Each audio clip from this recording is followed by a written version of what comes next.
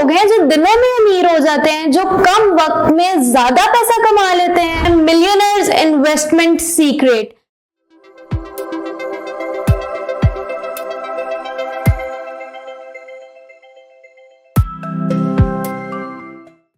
आखिर वो कौन लोग हैं जो दिनों में अमीर हो जाते हैं, जो कम वक्त में ज्यादा पैसा कमा लेते हैं? तो आज हम डिस्कस करने जा रहे हैं मिलियनर्स इन्वेस्टमेंट सीक्रेट। मैं हूं आपकी मेजबान राफिया रहमान मुनीर एसोसिएट के प्लेटफॉर्म से। करंटली अगर हम अपने मुल्क के सूरत हाल पे बात करें तो आपको पॉलिटिकल और इकोनॉमिकल इंस्टेबिलिटी देखने को मिल रही है।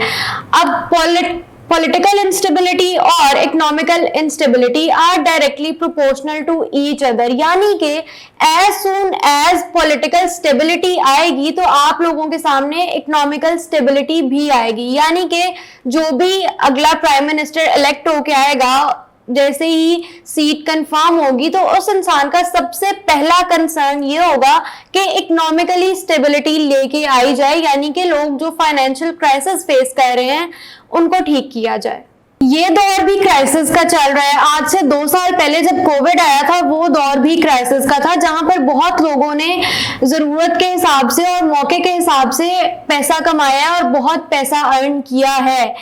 आप लोग एक सिंपल सी एग्जांपल ले लें कि जो मास्क जिसकी वक़्त सिर्फ और सिर्फ 10 से 20 रुपए है, वही मास्क जब कोविड आया हुआ था तो वही 50, 100, 300, 350 इतनी रेंज तक आपको सिर्फ एक अच्छा मास्क मिल रहा था। उसके बाद अगर आप बात कर लें सैनिटाइजर की, तो सैनिटाइजर की जो 100 रुपए की बोतल है वही उन दिनों में एक तो शॉर्ट हो गई थी और दूसरा वही सैनिटाइजर की बोतल जो है वो आपको 300 से 400 तक की मिल रही थी। तो ये वक्त भी क्राइसिस का है, वो वक्त भी क्राइसिस का था। अब जो स्मार्ट इन्वेस्टर है वो इस वक्त कैसे फायदा उठा सकता है? अब ओवरऑल अगर मैं रियल एस्टेट की मार्केट की बात करती हूँ तो रियल एस्टेट की मार्केट इस वक्त डाउनफॉल का शिकार है, और उसका रीजन ये है कि जो भी बड़े इन्वेस्टर्स थे, बड़े ग्रुप्स हैं और साथ ही साथ इंस्टीट्यूशनल सेल्स जो हैं वो बहुत ही कम हो गई हैं, यानी कि बिल्कुल ना होने के बराबर है। इसके बाद जब इमरान खान का दौर था तो ओवरसीज पाकिस्तानीज का ट्रस्ट बहुत बिल्ड था,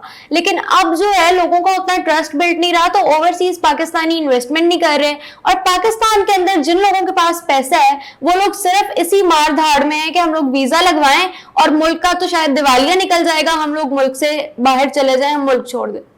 अब कंस्ट्रक्शन की बात की जाए तो कंस्ट्रक्शन की कॉस्ट भी बहुत ज्यादा देखने में आ रही है, यानी कि जो मटेरियल पहले आपको 50% कम प्राइस में मिल रहा था वही मटेरियल अब आपको 50% हायर प्राइसेस में मिल रहा है। तो लोगों में एक हसल की सिचुएशन फैली हुई है, लोग पैनिक हो गए हैं। जितने भी बड़े इन्वेस्टर्स थे जो बहुत ज्यादा यानी कि 3-3, 4-4 हजार के हिसाब से वो प्लॉट्स उठा के बैठे हुए थे, उन लोगों ने वही सारा माल जो है इस सारी चीज से घबरा के, क्राइसिस से घबरा के वापस मार्केट में फेंक दिया है। अब जैसे ही उन्होंने वो सारा माल वापस मार्केट में फेंका है तो ऑटोमेटिकली जिस प्राइस पे उन्होंने लिया था उन्होंने उससे कम प्राइस पे, या चलो अगर उससे ज्यादा प्राइस पर भी बेचा है, लेकिन उन्होंने उतना ज्यादा प्रॉफिट मार्जिन नहीं रखा, जिसकी वजह से जो है मार्केट पर अब डाउनफॉल आ गया हुआ है। इस सारी क्राइसिस के सिचुएशन में जो है वो वही सोसाइटी सरवाइव कर पा रही हैं जो सही स्ट्रेटेजी का इस्तेमाल कर रही हैं। फिर अब इस सारी सिचुएशन को, क्राइसिस को देखते हुए जो स्मार्ट इन्वेस्टर है वो क्या ऐसा कर रहा है जिससे हम कहते हैं कि कम वक्त में इस बंदे ने ज्यादा पैसा कमा लिया, या इतने थोड़े अरसे में इसका मतलब सिर्फ इतना सा बिजनेस था और अब जो है वो भाई लैंड क्रूजर में फिर रहा है, ऑडी में फिर रहा है। तो उसकी रीजन क्या होती है मैं बताती हूँ आपको। ये जो स्मार्ट इन्वेस्टर है इस वक्त क्योंकि मार्केट में डाउनफॉल चल रहा है, चीजों की प्राइस कंपैरेटिवली बहुत कम है, तो वो इस वक्त पर इन्वेस्टमेंट कर रहा है। जो चीज उसको समझ में आ रही है वो उसके प्रोज एंड कॉन्स देखते हुए तो वो रिस्क ले रहा है, वो रिस्क उठा रहा है, वो खौफ के साथ खेल रहा है, तो वो परचेजिंग कर रहा है इस टाइम पर। और जैसे ही पॉलिटिकल स्टेबिलिटी आनी है उसके साथ ही साथ इकोनॉमिकल स्टेबिलिटी भी आ जाएगी। तो जैसे इकोनॉमिकल स्टेबिलिटी आएगी मार्केट की प्राइस फिर ऊपर जाएंगे। तो अगर यहाँ से चीजें यहाँ पर आई थी तो यहाँ से चीजें एटलीस्ट यहाँ तक तो आ ही जाएंगी। तो जो स्मार्ट इन्वेस्टर है वो उस टाइम पर अब जो चीजें उसने मार्केट से उठाई होंगी, जो प्लॉट्स उठाए होंगे, जो फाइल्स खरीदी होंगी, वो उनको सेल आउट करेगा और वो एक अच्छा प्रॉफिट जनरेट कर लेगा। इवन दो हमारे पास भी जो प्रोजेक्ट्स हैं, जिन प्रोजेक्ट्स को हम हैंडल कर रहे हैं, जिनमें हम डीलिंग कर रहे हैं, जैसे कि डिस्ट्रिक्ट 1 लाहौर, फैसलाबाद, शेखुपुरा हो गया, इसके बाद आप अर्बन सिटी देख लें, supreme city, Alkabir orchard, kings town, Maryam town, और इस तरह के वेरियस जो प्रोजेक्ट्स जिनमें हम डीलिंग कर रहे हैं, उनके रेट्स भी अभी आपको एक इकोनॉमिकल प्राइस रेंज में आप उनको अफोर्ड कर सकते हैं, यानी कि आप उनको बाय कर सकते हैं प्लॉट्स को या फाइल्स को। लेकिन आने वाले कुछ ही वक्त में जो है, जैसे ही पॉलिटिकल स्टेबिलिटी और इकोनॉमिकल स्टेबिलिटी आ जाएगी, तो यही प्लॉट्स आपको एक हाई प्राइस पे देखने को मिलेंगे।